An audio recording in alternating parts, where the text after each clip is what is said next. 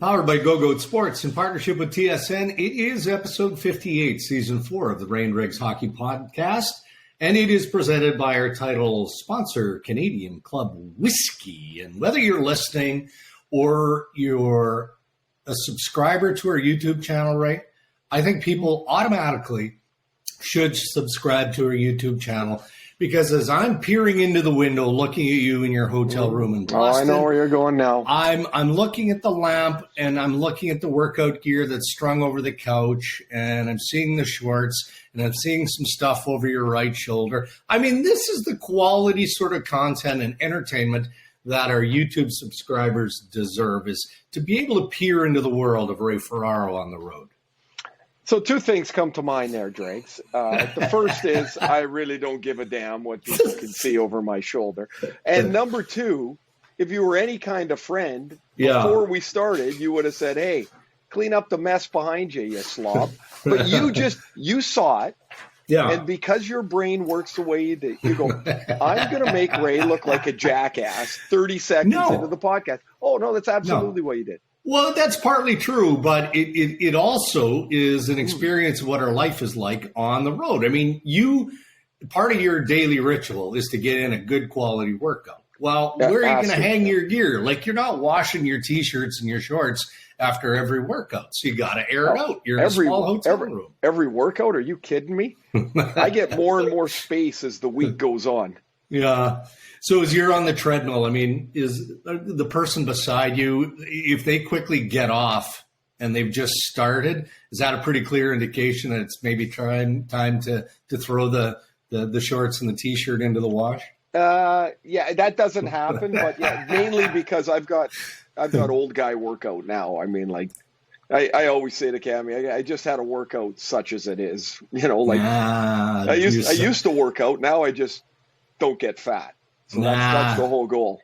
You're underselling yourself. I've attended a couple of workouts with Ray on the road, and you get it. I'm going to bring in one guy's name here, working out on the road, which is I don't even know how to describe. Jeff O'Neill. No, that would never be. We should bring him in to discuss the workout routine, and that's James Duffy. Oh, yes. Okay. He's got bands and stretching things and. Oh, it's ridiculous. It's like his golf life, right? He's got every apparatus. But we should bring him in to maybe have him discuss that. We should, actually. We'll have to do that one session coming up. All right. Chris Abbott from Botano.ca is going to join us a little bit later, as he does on each and every podcast, because the betting lines are interesting now, right, as each series is underway. And there are so many different formulas that you can peruse on Botano.ca, and some of it is tricky. So we'll get him to kind of take us through the workings of what's the best way to bet, because you can bet on the length of the series. You can look through all of that on Botano.ca. First, though, let's check out headlines. And, before we kind of get into each series, your thoughts on the Michael Bunting 3-game suspension for the clip on Erik Cernak at the Tampa Bay Lightning. And frankly, Ray, I'm okay with it because it sends a real strong message by the Department of Player Safety. I felt like Bunting deserved 2. I wouldn't have been surprised if he had just received the 1 game, but it feels like he got the 1 game because Cernak is legitimately injured, and 2 games because it was a dangerous play. It was a dirty hit. Well, so I was doing the game, and I think part of this, I mean, I don't know this, and maybe I should have called or whatever, but earlier in the game, there was an icing penalty or an icing call, and Cernak knocked Bunting off his feet. Now, Bunting dove and sold the play, and he drew a penalty, which he does effectively and quite frequently. And that felt like a little bit of retribution, in the game moment. I thought it was a cheap hit. I thought it was dirty, and I think there was zero chance it was not intentional. So I thought the 3 games was right. I've never bought this. A game in the regular season or a game in the playoffs is worth a game and a half or 2 in the regular season. I know it factors in because the games are so meaningful, but there are more plays that are closer to the line in the playoffs than there are Yeah. in the regular season. I mean, that's right across the board. We're going to talk at least about two more before we get through this, but the 3 games was, first of all, the penalty itself, when it's called as a 5-minute major, that gives the officials the chance to review it. So it's not just one ref looking at the play anymore. No. It's now multiple people looking at the same play and deciding, is that 2 or 5? Yeah. And so I think that's important in the context of the game penalty. And then player safety, I mean, it's become this thing that you just talk about, but people don't understand what it is, I don't think. And it's not George Peros. It's multiple people that look at the video from all the angles that the NHL has, and then they all throw their opinion in to Peros, and then he makes that decision. Correct. So it's not just one guy that's saying, oh, 2 games, 3 games. And I know some media guys are like, oh, they spin the wheel of justice, and it drives me crazy. Ridiculous. It's a lazy narrative, and that's not what happens. And I know Leaf fans are pissed, but their players shouldn't have done it, number one. And number 2 is, what would they have thought if that puck was going into the zone, into the Toronto zone, and TJ Brody was going back for the puck, and I don't know, pick a player, Brandon Hagel had done the same thing? Would they have said it's no suspension? Would they have said it's 1 game? No, they would have wanted more. And that's why I think it's the right suspension. All right. How does Toronto respond? Because there's opportunity here, right? I mean, Eric Chernak is a big part of that Tampa Bay blue line. The expectation is Victor Hedman is going to play in game 2, but he missed 2 periods, the better part of 2 periods of game 1. So he can't be 100%. So it's obvious they have to play better than they did in the opening game of the series, but how do they execute that? And do you think that they will execute and even the series? I think it's virtually impossible for the Leafs to play worse than they did in game 1. They look like the Keystone Cops out there. There's one play halfway through the first period. Jake McCabe and Morgan Rielly are out on the ice together, and they're going to make a D exchange. Like, McCabe's going to give it to Rielly, but Rielly thinks he's going to skate with it, and they run into each other. Yeah. And you're like, what are they doing? Like, I think they were so discombobulated in game 1. I thought they lacked composure.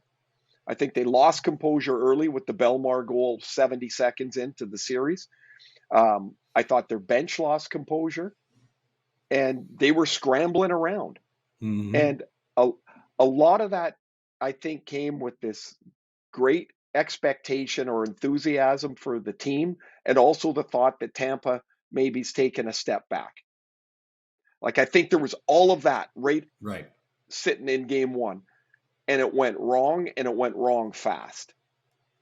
And I think they will play much better in game 2. I'd be, honestly, Dregs, I'll be shocked if they don't. I think it's the right lineup to separate Tavares and O'Reilly. The more not the more, it hasn't happened much, but when they're together, they're not very fast. Like, Tavares and O'Reilly aren't very quick. I like Tavares in the middle of the ice better than I like him on the wing for a number of reasons. And so now you spread it out. Now Matthew Nyes comes in, and I don't know what he's going to do. I mean, that's a crapshoot, right? The kid might be great, might not be. But I do think they will play much, much better in game 1. But my worry from a Toronto standpoint is you play a great game and lose 3-2 because Vasilevsky makes 48 saves. That would be my concern. That would be my biggest concern, because if I'm a Leaf fan or player or coach, I'm pretty confident my team's going to be better in game 2. All right, let's flip to the Florida-Boston series. You did that game last night. Man, I mean, that was a wild one, right? I mean, Florida absolutely took over late in the game, third period. But the Bruins didn't, without Patrice Bergeron. Okay, he didn't play game 1, and they were effective. They did everything they wanted to do in game 1. So how much of game 2 is about what Florida did as opposed to what the Boston Bruins maybe didn't have in game 2 that they had in game 1. Well, we just go back to the Leaf or compare it to the Leaf series. So one of Florida's best players, I think one of the better all-around players in the league is Alexander Barkov. And he was a ghost in game 1. 20 minutes, no shots, nothing happened when he was on the ice. So in game 2, he was awesome. Fantastic. So that's just the difference from game 1 to game 2. Also in game 1 to game 2, Sam Bennett came back. That made a big difference in the Florida lineup. Paul Maurice made an adjustment. The Barkov line with Verhaeghe and Duclair, they couldn't even get out of their zone. And they flipped all the lines around, and Florida had a lot more energy. I thought Boston for 2 periods played pretty well, and Florida counterpunched really well. And so it's 2-2. The Marchand shorthanded goal, made it 1-1, and then they got that goofy power play goal off Bertuzzi's foot to tie it up. But Brandon Montour's had a hell of a year. He got 2 goals in the third. But that started, here's the thing, Boston's third period goal differential was like plus 58. I know. Florida's is minus 8. And last night it didn't matter. The playoffs, we say it all the time, and it's cheesy, and I don't know. It's like just something you spit out all the time, but it is different. And they got the goal. They got the couple goals to make it 4-2, and it was over. Florida dominated the face-off spot, and I think that matters. Penalty killing, power play. They got 2 goals right off face-offs, and with Bergeron there, that probably doesn't happen as much. Right. So again, if he comes back though, he got hurt in the last game in Montreal, an upper body injury of some sort, and he didn't play game 1, so I wasn't surprised he didn't play game 2. They didn't, they had the 1 game lead and they probably thought they were okay, but I'd be shocked really if he's not in game 3. I mean, hindsight is what it is, but it makes you wonder about load management, right? And whether or not, Jim Montgomery and the Boston Bruins should have sat a couple of those guys in that game against Montreal. Right. Well, of course, you can always say that. Hindsight. And, the other question for Boston will be, do they go to Linus Ullmark, who was not very good in game 2, or do they switch to Jeremy Swayman? And not many teams have that luxury to think about. But I think it's at least one they'll ponder. The other is whether Matt Grzelcyk gets in the lineup on the blue line. So how about this? You have a year, you have your plus 48, and you sit out the first 2 games. Tough lineup, man. That's a tough one, right? Yeah. Oh, boy. Oilers in Los Angeles. Crucial win for the Edmonton Oilers. Again, that's Captain Obvious here.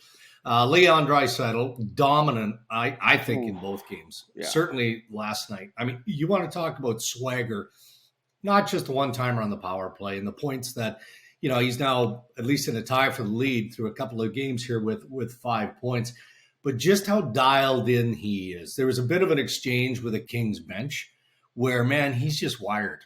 Like he's just got an edge to him right now that is matching his ridiculous skill set, which sort of overshadows, doesn't it, or makes it acceptable that Connor McDavid hasn't done much offensively. Doesn't mean he's not playing well. He just hasn't done much because he's such a focus of the LA Kings defense.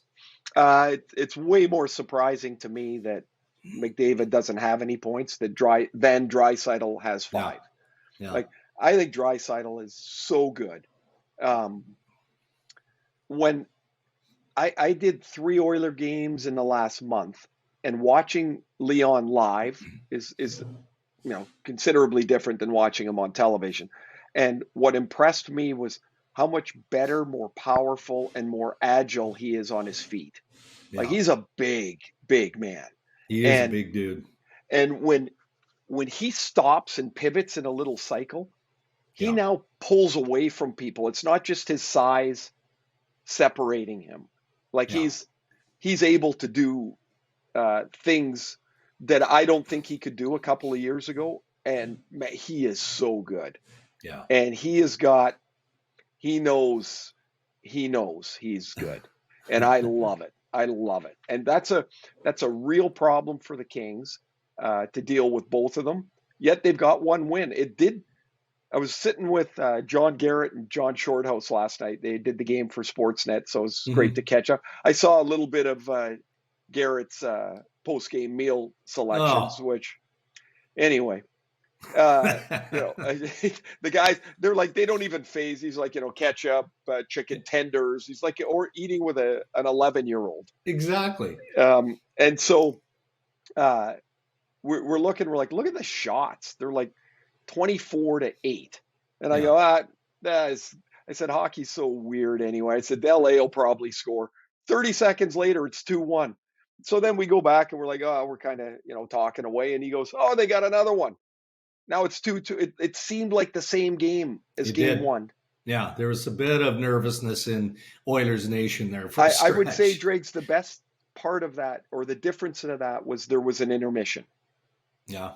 at 2-2, as opposed to the third period just, Reset and away we yeah, go. yeah. Yeah. And Yeah. so that's going to be a good series. Still, I mean, it is good, and it's going to be good. Okay, a quick thought on Minnesota and Dallas. I mean, again, in our preview early in the week, we identified that series as probably the most likely series to get fugly, right? To Yeah. get really nasty, and it's certainly we've seen elements of that. I mean, misconducts were being handed out near the end of the game, left, right, and center, which is fine. That's the officials managing, so things don't get out of hand. We're big fans of Marc-Andre Fleury. We just are. I loved his post-game accountability there, right? Because he looked back to the game that Gustafsson had in goal in game one and how solid he was.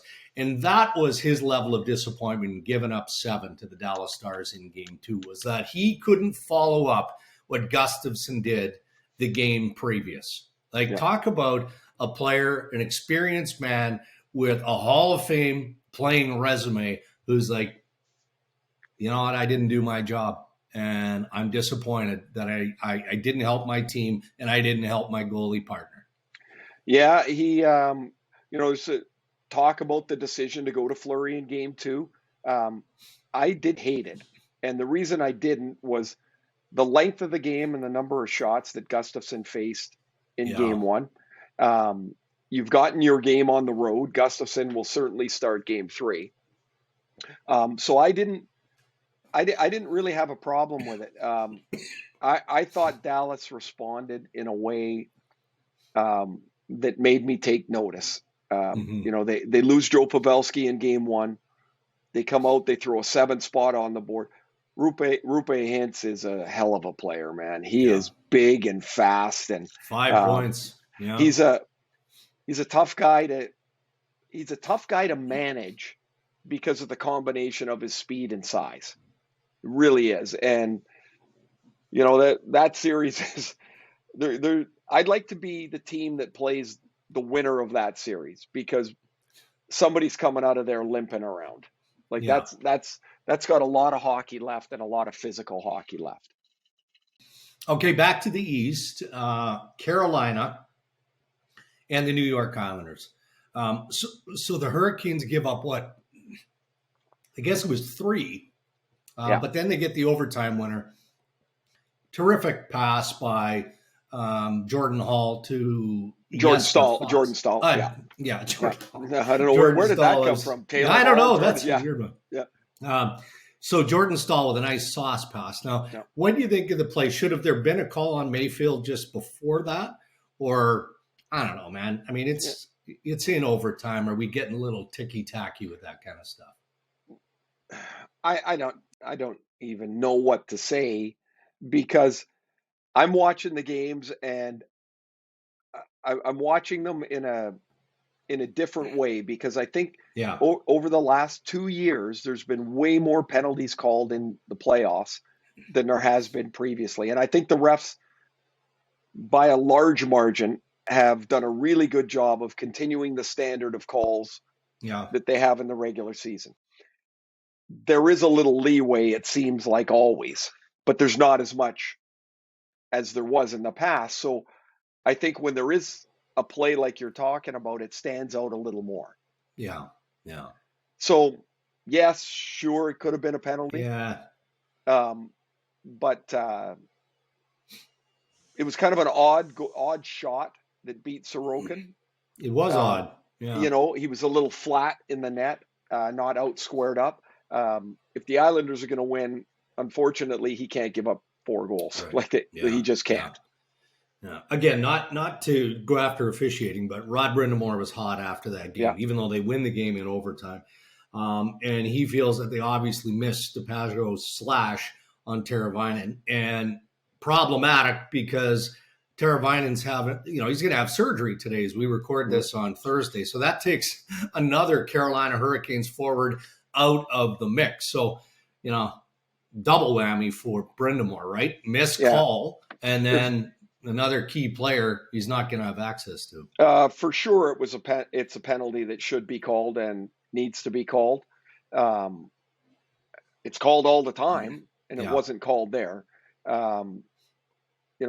He breaks his hand or thumb or whatever it is on the slash, and it's another loss, as you mentioned, for Carolina. Here's one thing I think I would, if I were a manager of a team, I would want to sit down, sit down with the players on their exit meetings and with their equipment.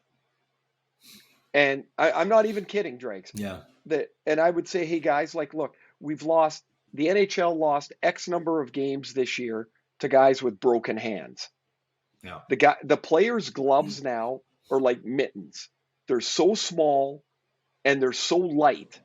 I want to make sure that everybody's protected. Now you're still going to have injuries. I'm not saying that Teravainen broke his hand because his gloves don't protect him. What I'm saying is, are they protective enough? Mm-hmm. And can you make a protective step without changing the comfort that the players want to feel in their gloves?